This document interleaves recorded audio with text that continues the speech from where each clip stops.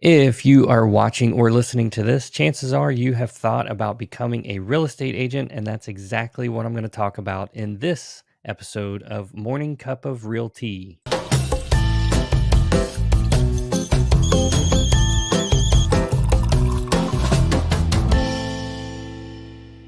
Good morning, everybody. My name is Jared Allison. This is Morning Cup of Real Tea, and I am going to be talking about how to become a real estate agent. It is one of the common questions that I actually get from a lot of clients is maybe they want to become a real estate agent, or maybe they're just curious, but they are asking me how to become a real estate agent.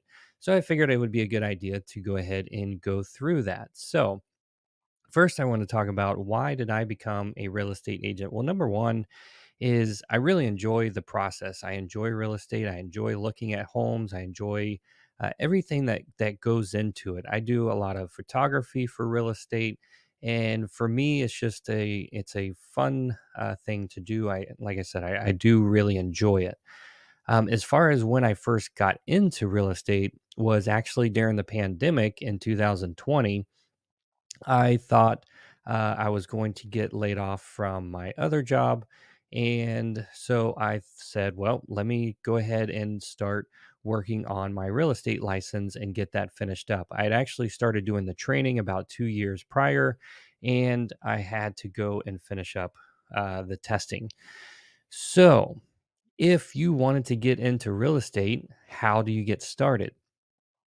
Well, the requirements. So, some of the things you have to meet as far as requirements, you have to be 18 years old. You have to have a U.S. Social Security number. You have to have a high school diploma or a GED equivalent. And then you must pass a fingerprint and a fingerprint background check and a drug test. So those are the main requirements before you even get started. Make sure you have all of those, or you can check all of those boxes. Next, how much is it going to cost and how long is it going to take? So this is a two-part question. I'm going to start with how long it takes, and that depends on the individual. It could take you as little as 2 months or maybe even a little bit less, or it could take you up to maybe 5 months or a year. Just depends on how quickly you get through the course material, which I'll talk about here in just a second. So anywhere from 2 to 5 months for me. I got through the course material in about 4 months, but I did it about almost 2 years prior. So I actually didn't take my test and get my license until about 2 years after I completed the course. So it just really depends on how quick and how much time you have to dedicate. Um, it is, as far as cost goes, it does cost around somewhere around $300. There are some weekend courses where you can do it in person with an instructor in a classroom setting. That's going to cost you just a little bit more, maybe around 500 or so. There are some online venues that do it. There's one called Real Estate Express. That's who I did mine through, which is also, or it's now called something different. It's called Calibri Real Estate, and their price ranges from $97 to $310. They have different tiers. So each one of those tiers has different course material. So if you just want the raw course, that's going to be the cheaper side. If you want the raw course plus, let's say, some extra study material and things like that, that's sort of a mid-range. And then the full package, you get like the raw course, you get the study material, and then you get all the practice exams and the post course licensing class and everything like that. As far as how much learning or how many hours the course is, it is a 63-hour course, and it's all approved education. It's been put out by the real estate association and everything. They've developed a course, and it's a 63-hour course. And like I said, that could take you as little as a couple of weeks all the way up to 5 or 6 months, depending on how much time you actually have to dedicate. All right. So, what are you going to actually learn in this course? There's a lot of stuff that you learn, and a lot of it is going to be related to the law of real estate, and things that you can do and you cannot do. But As far as specific topics, so you're going to learn about the foundations of real estate and business, real estate regulations and statutes. That's the law thing that I was talking about. Agency relationships. So when it comes to agent and client relationships, there's different terms for those, and then brokerage and real estate agents, there's terms for those as well. So you're going to learn how everything works as far as the relationship side of things. How to remain compliant with state and federal laws. Going back to the law side again, real estate property laws. Again, more law. And then there's financing options and mortgages. Yes, you do have to know different options for financing, the types of mortgages are that are out there, and be able to do some quick calculations using a calculator, of course, but understanding how that works. Some of the other things you're going to learn about are property taxes and how those are calculated. There is math involved on the final test. Okay, so once you get through all of the course material, you do have the final exam. So the final exam you must pass with a 70% or higher. And the course exam, the final exam that you take for the course, you can actually only retake it one time. So a total of two times. If you don't pass it that second time, then you must retake the entire course again. Now, it's a little bit of a pain, so make sure that when you go to take your final exam, you have studied and you are prepared for it. And there are little quizzes and things throughout each section to make sure that you're keeping up with the course material and you're learning what you're supposed to. But you do have to get a 70% or higher on the final exam for the course. Now, that's different from the state exam, which I'll talk about here in just a second.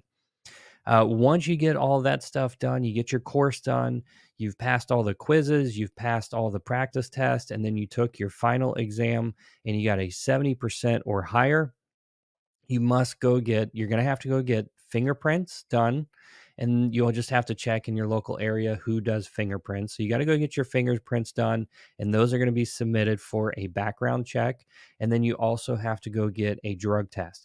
So you that is a requirement. You have to go get fingerprints and a drug test and submit those. Make sure that they're going to come back clear before you can move on to the next step, which is going to be complete. And that's part of completing the license application through the Department of Business Regulations for Florida. So, or DBPR. After that, so once you have all that stuff in line, then you can set up a time to go and take the Florida real estate exam. The Florida real estate exam cannot be done at home. It has to be done at a testing center, and you would have to go online and just type in real estate exam testing centers in my area, and you should be able to find a particular location. So the cost of the exam right now, at the time of this video, is $36.75. It takes about 3.5 hours to answer 100 multiple questions. So you have 3.5 hours to answer 100 multiple questions, and you must get a 75% or better. Okay, so make sure you study for this exam and some of those courses that you take online, they have the state exam practice tests. I went through those practice tests several times until I was able to get at least an 85 or a 90 or better on each section before I went and took this test, because I did not want to fail this test and have to go back and take it again. There are a lot, I mean, 100 questions, it's a lot of questions, but it's also there's word problems, there's math problems, there's situational and scenario type problems that you have to read the questions very, very carefully. And then you have multiple choice. And let me tell you, some of those multiple choice answers can be a bit confusing because some of them look exactly the same. And the only way you're going to know the right answer is if you have studied and prepared yourself for that exam. Okay, so like I said, you must get a 75% or better. And then, so once you complete the exam, you go out and you check in with the administrator. You don't they're not going to tell you what you got or what you scored. They're just going to tell you that you either passed or you failed. Okay.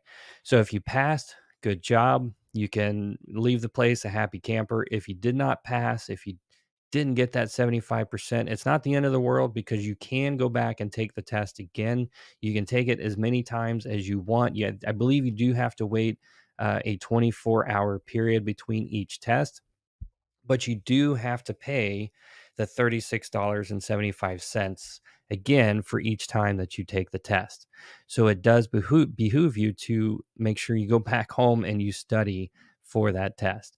So once you pass your test, all right, so now you've got your test, you submit it online to the DBPR, and you get your license. So now you have your license. So, what do you do from there? You still cannot practice real estate until you are hired by a broker, or what we call hang your license with a brokerage.